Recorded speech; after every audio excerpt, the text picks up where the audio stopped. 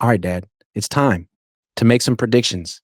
Let's play the game in our minds and make a case first for the 49ers losing, and then we'll do the case for them winning. Okay. I'll start, and then you'll fill in because you're better at this than I am.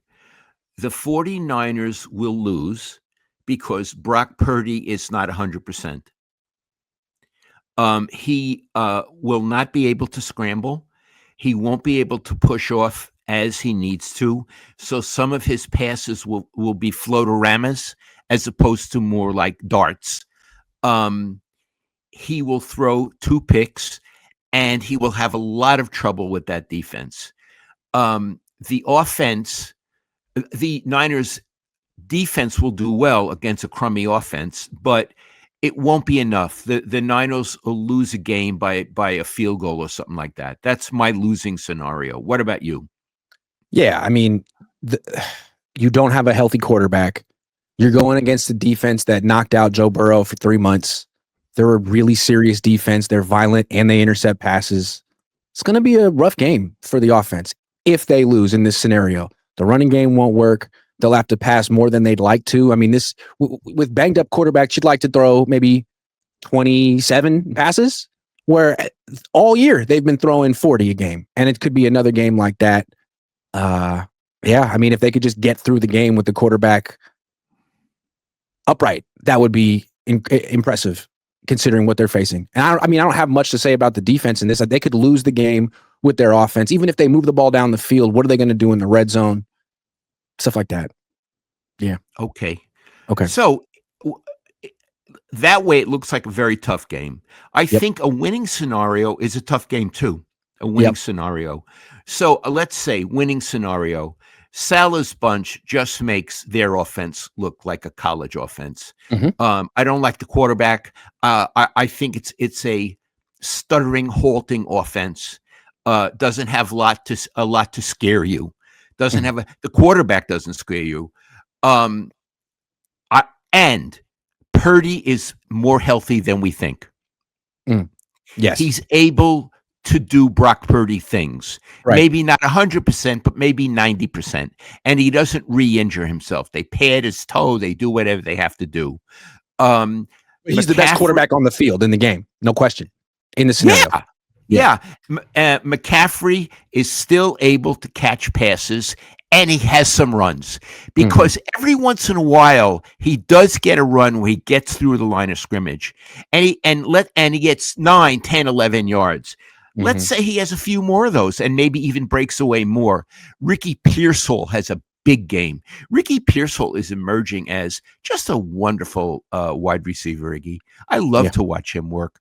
So that the offense will have trouble with the Jacksonville defense, but not as much as you think. And Salah's defense will just wipe out the Jacksonville offense. Again, close game, maybe coming down to a field goal. Your winning scenario, Iggy. Prize Picks will give you $50 when you play your first $5 lineup. Win or lose, you'll get $50 for playing. Use promo code Cohn, COHN, and download the app now. Yeah, like the Niners offense has a tough task, but they also have the best receiving running back in the league and 3 good wide receivers. Not just Ricky, but assuming they have Juwan, I think they will, and they definitely will have Demarcus Robinson for the first game this year. So, like, as long as Brock just doesn't throw 2 picks, they might be able to do enough on offense to win because Jacksonville's offense is a mess. The Niners offense isn't a mess. The Jacksonville's offense is a mess. They lead the league in drops. Their quarterback isn't good. Their scheme is just a bunch of quick throws, screens and stuff to guys who drop the ball routinely.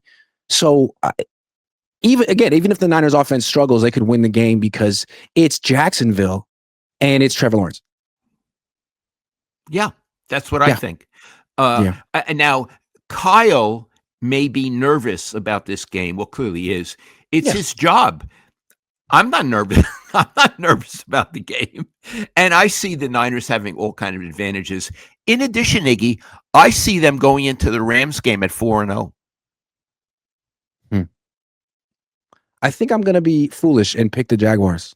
Something feels off with this game.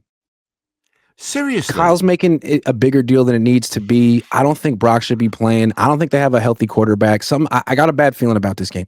If one of the quarterbacks were healthy, I'd pick the Niners. But I don't think either one is. I think they got a problem. Maybe, but I'm a worrier, Dad. I'm a worrier. Okay. So I'm picking the Niners and you're picking the Jaguars. I am. Iggy, does this call for a bet? Sounds like a bet. Okay, you tell me should we wager like a nice northern Florida bottle? Should we do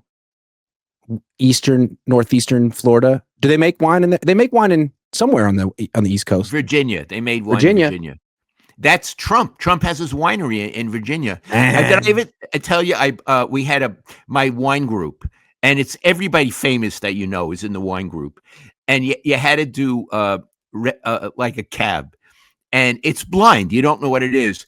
I got Trump. I got a bottle of his best cab for, I think it was $80.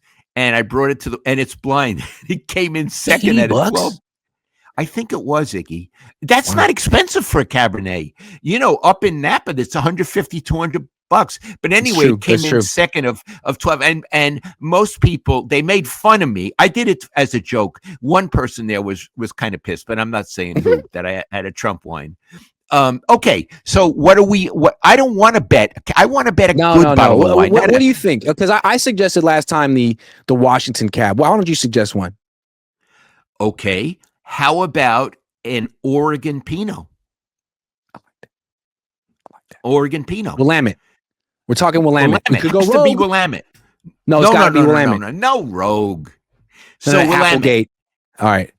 Okay. Sounds good. So I'm saying the Niners win, and you're saying the Jaguars win. Yeah. I love it. You think I'm being too much of a worry ward, huh? All right. We'll see. No. You know what I think you're being?